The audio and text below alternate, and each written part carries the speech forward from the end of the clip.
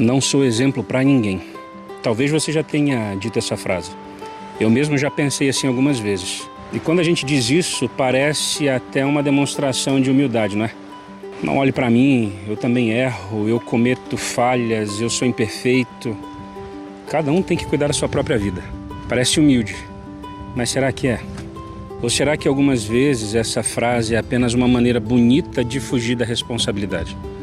Porque existe uma verdade sobre nós que precisamos enfrentar. E aí, vocês estão bom? Eu me chamo Cristiano e esse aqui é o canal inteiro. Sejam muito bem-vindos. Você pode não querer ser exemplo para ninguém, mas alguém já está olhando para você. Seu filho está olhando para você, sua filha está olhando para você, sua esposa, seus amigos, homens mais novos estão olhando para você. Pessoas que trabalham ao seu lado estão olhando para você. E mesmo quando você não está tentando ensinar absolutamente nada, a sua vida continua ensinando. Talvez o problema esteja naquilo que nós entendemos pela palavra exemplo. Quando pensamos em alguém exemplar, normalmente imaginamos uma pessoa perfeita. Alguém que nunca falha, nunca se contradiz, nunca perde a paciência e sempre sabe o que fazer. Mas se para ser exemplo fosse necessário ser perfeito, nenhum ser humano poderia assumir essa responsabilidade. O apóstolo Paulo escreveu uma das frases mais fortes do Novo Testamento. Sigam o meu exemplo como eu sigo o exemplo de Cristo. Preste atenção no que Paulo está dizendo. Ele não diz apenas olhem para Cristo, ele também diz olhem para mim. Isso parece até ousado, talvez até arrogante. Mas Paulo coloca uma condição nessa frase. Como eu sigo o exemplo de Cristo. Paulo não estava dizendo, eu sou o destino. Ele estava dizendo, eu quero que a minha vida seja um caminho que aponte para o destino. O exemplo de Paulo não terminava nele. A vida dele deveria conduzir as pessoas até Cristo. E talvez seja essa a nossa primeira grande correção. Ser exemplo não significa fazer com que as pessoas se tornem parecidas conosco. Significa viver de tal maneira que, ao observarem alguma coisa em nós, elas desejem se aproximar de Cristo. Em outro momento, escrevendo aos mesmos coríntios, Paulo diz algo ainda mais profundo. Ele afirma que eles poderiam ter milhares de mestres na fé, mas não teriam muitos pais. Paulo os tratava como filhos e logo depois dizia, portanto, peço que sigam o meu exemplo. Veja a ligação. Ele fala sobre paternidade e em seguida fala sobre exemplo, porque um mestre pode transmitir informações, mas um pai transmite uma forma de viver. Um professor pode ser ouvido durante algumas horas, um pai é observado todos os dias.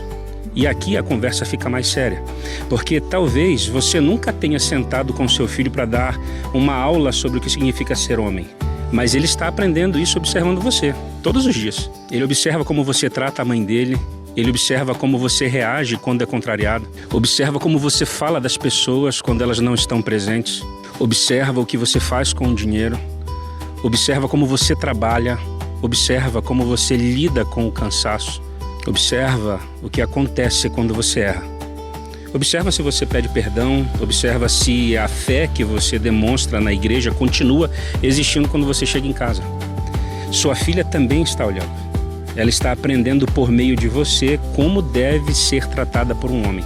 Está aprendendo se a força masculina é segura ou ameaçadora. Está aprendendo se a autoridade significa cuidado ou controle. Está aprendendo se um homem pode ser firme sem ser cruel. Talvez alguém diga, mas eu erro demais. Deixa eu dizer uma coisa para você, eu também erro. Paulo também errava. A questão não é se os seus filhos verão você errando. Eles verão. A questão é o que eles verão depois do seu erro. Verão um homem que inventa desculpas, um homem que culpa todo mundo, um homem que usa sua autoridade para nunca admitir que falhou, ou verão um homem que reconhece, se arrepende, pede perdão, muda de direção. Talvez uma das maiores coisas que um pai possa ensinar aos seus filhos seja como um homem volta depois de errar. Ser exemplo não é nunca cair. Ser exemplo também é mostrar o caminho de volta. Existe uma canção de Jason Borges, Discipulado. Ela trabalha uma verdade muito simples. Todo mundo aprendeu olhando para alguém. Ninguém se construiu sozinho.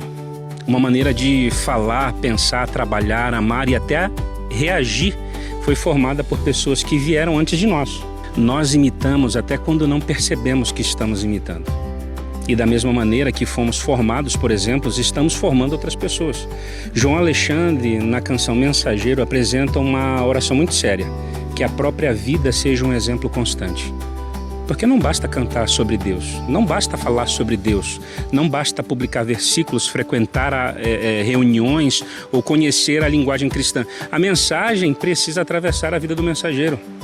Quando aquilo que eu falo não aparece minimamente naquilo que vivo, a minha própria vida começa a negar a minha mensagem. Não estou falando de perfeição, estou falando de direção. Um homem pode ainda estar em construção e mesmo assim caminhar na direção correta. Pode carregar feridas e mesmo assim decidir que suas feridas não governarão sua casa. Pode ter recebido exemplos ruins e decidir que aquele ciclo terminará nele.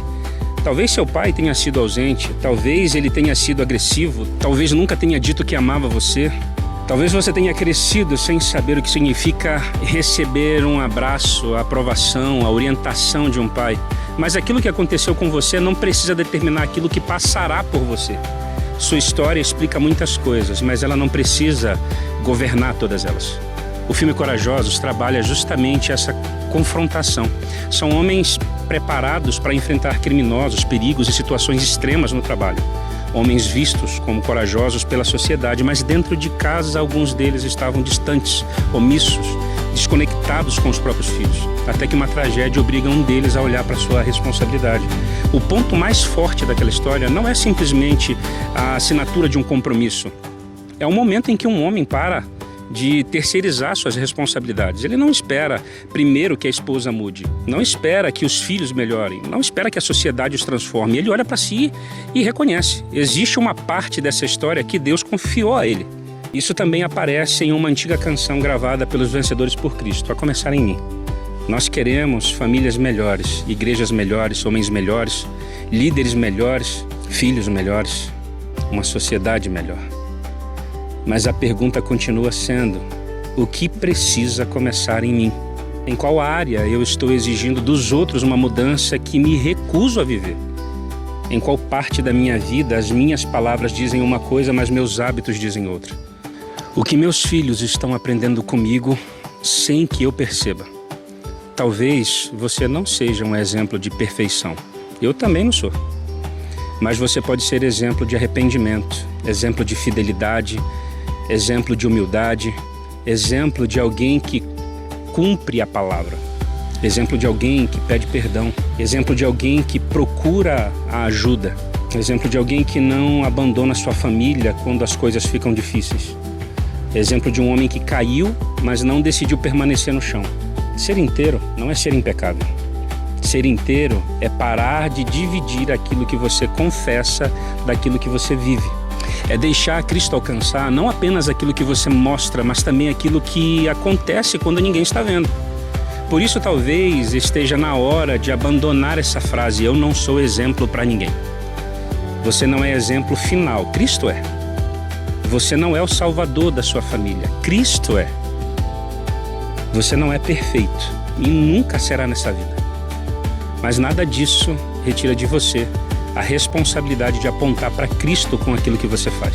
Paulo podia dizer: sigam o meu exemplo como eu sigo o exemplo de Cristo. Talvez ainda não tenhamos coragem de dizer a mesma coisa, mas deveríamos viver buscando o dia em que poderemos olhar para os nossos filhos, para homens mais novos e para aqueles que caminham conosco e dizer: eu ainda estou sendo transformado, eu ainda tenho muito a aprender.